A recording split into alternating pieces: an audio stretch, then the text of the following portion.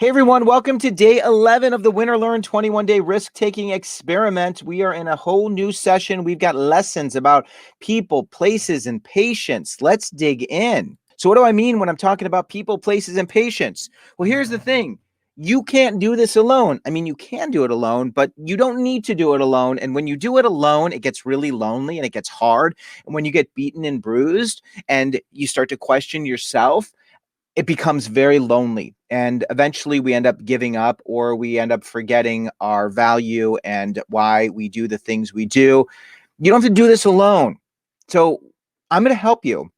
And I'm also going to help you so that you can create the dynamics in your life so that you can tolerate this process and be able to handle whatever comes next, because you are so supported. We are all in your corner. You are going to need people to help you. And I'm going to help you to find your people during this week's lessons. It's so cool because there are so many people who want to support you. And of course, I want to support you, but you're going to need those people in your corner who you can turn to, people who are going to tell you what you need to hear and people who are going to tell you what you don't want to hear. And you need to trust those people, and you need to believe that those people have your best interest at heart, and we are going to find those people. And then places. You're going to need places where you can find connection and community and answers so that you can, again, be able to tolerate this process, be resilient, get gritty. Places are where you can feel appreciated, included, desired, places where you can find answers, places where you can sweat, play, pray, live, learn, lead, love, and work. I'm going to explain all this throughout the week. And then you're going to need patience, because I know we all want it now, and we live in a world where we can get things so quickly. I can get stuff delivered the same day on Amazon. It's crazy. I think Walmart too. Same day delivery. Someone said today, we ordered something and they said, we can give you priority shipping. And I'm like, does that mean I get it tonight? Right? But I mean, like, that's the world we live in, where we get really impatient. I've got kids who are used to getting answers right away. If someone leaves them unopened or not opened, or however you say it with Snapchat, there's this sense of like, why isn't someone responding? Patience. You need to be patient so that you can tolerate this process and be able to stay focused and on track while enduring the discomfort that comes with creating, experiencing, or going after what you want. If you don't like something, change it. If you can't change it, change your attitude. I love this. I've got a variation of this, but it's this idea that there are things in the universe that we can't change. Well, one of the things we can change is our attitude, our approach, and our mindset. You can get there. Now, we've all been through a very dramatic time of change recently. Depending exactly when you're watching this right now, we're dealing with COVID. We're in the midst of a lot of uncertainty still. And what's happened is COVID displaced many of us. And while we physically might be in our homes, what it did is displace us in the sense of we no longer had our places where we physically spent our time. We no longer had the people in our world who were in those places. And a lot of people panicked. I have a daughter who is starting high school this year from middle school, and in middle school, they shut the school down. She lost her people. She lost her places. She got impatient. She couldn't do the things that she loved to do. It's not just her. This is so many people. See, what happens is when you no longer have your people in places and you are no longer in a place of comfort, it becomes really hard to create joy in our lives. And what COVID has done is forced many of us to have to be present and ask ourselves the question, how do we create this joy? How do we create things in our life that we love? How could we look in the mirror and find a sense of hope and a sense of purpose and a sense of passion? And that's also part of this lesson, because as you go after what you want and as you get uncomfortable while going after it, you are going to be tested.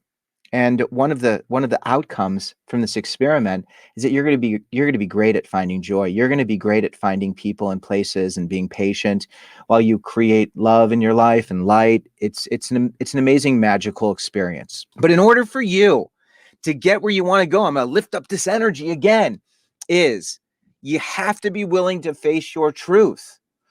Many of us have truths. that we are great at avoiding.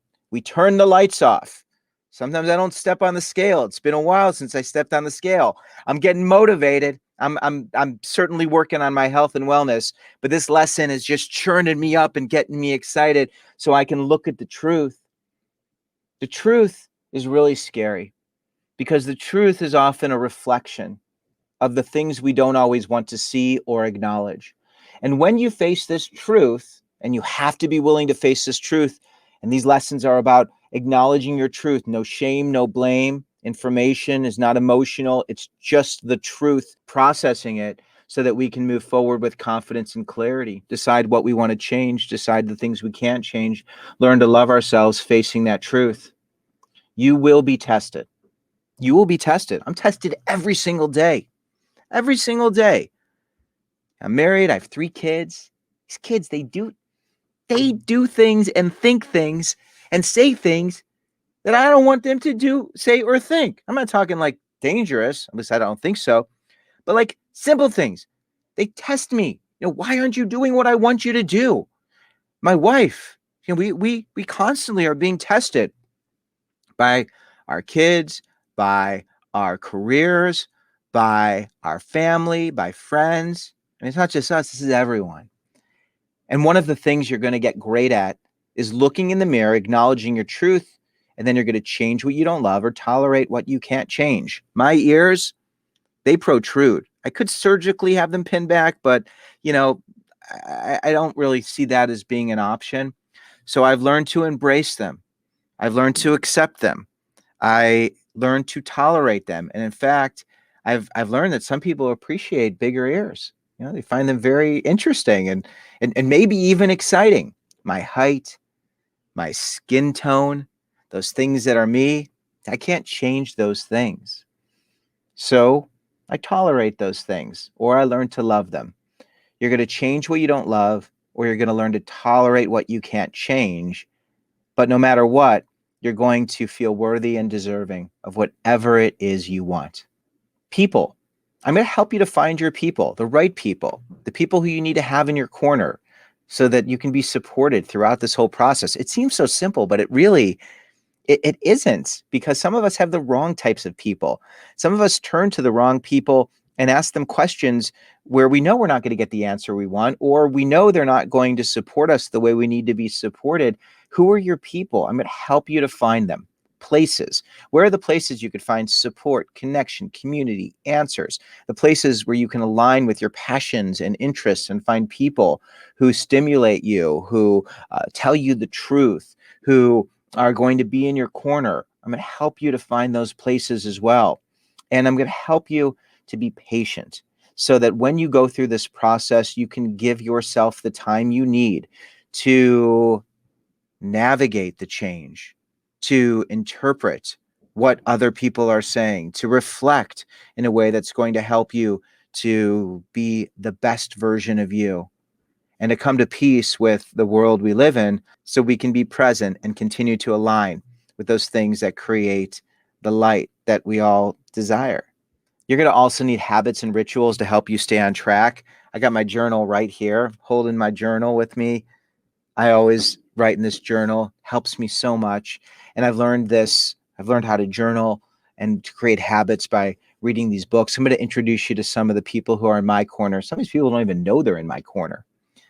You can create new habits and rituals to change the things you don't love and learn to tolerate the things you can't change so that you can, again, be present and be connected with all those things that are around you. Because there's just so much beauty. I know it sounded very zen, but there really is. Like, it's such a gift to be here, and it's such a gift to be here with you. So today's question: what quality or personality trait makes you the most uncomfortable when you look in the mirror?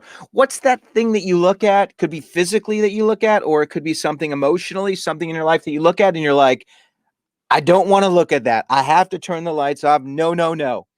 What's that thing? Because there's a good chance that that thing that you see in the mirror that you don't want to see is impacting what you want and how you navigate the outcome as you continue to go through this risk-taking experiment. You know how to send this to me. Text me, send me a note through Messenger, put it in our Facebook group. I love the Facebook group. You can find me through social media. I'm really responsive. Those of you who've been using social media, I get back to you. I'm so happy to be in your corner. I'm so thrilled to be here for you. We continue to get people joining this experiment. If you have friends or family or someone you know who you think would enjoy this, they can catch up at any time and be part of this amazing community. I'm so thrilled to be here with you. I'm so grateful to be in your corner, and I look forward to continuing the conversation. Thanks, everyone.